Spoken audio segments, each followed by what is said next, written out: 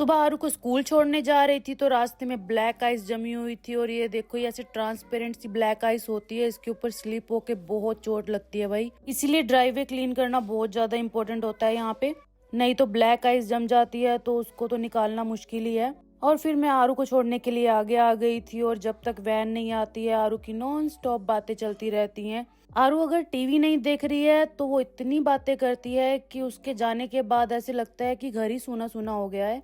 आरू को छोड़ने के बाद जब मैं घर आई तो सबसे पहले मैंने ब्लैक आइस पे सोल्ट डाला, क्योंकि ये हमारे ही ड्राइववे का पैच था तो ये तो बहुत ही ज्यादा इम्पोर्टेंट काम था, ये तो मैंने सबसे पहले किया घर आते ही। और जब इवनिंग में आरू को लेने के लिए गए तो उसने मास्क लगाया हुआ था क्योंकि उसे कोल्ड था, तो यहाँ स्कूल में टीचर्स मास्क दे देते हैं। और ये देखो जहाँ मैंने डाला था सोल्ट वहाँ की सारी स्नो अब पिघलने लग गई थी, ये सारी मैंने पैर से साइड कर दी थी, सब सॉफ्ट हो गया था। आरू को तो आइस क्रश करने में मजा आ रहा था। गाड़ियों के नीचे बर्फ देखो कैसे जमी हुई है।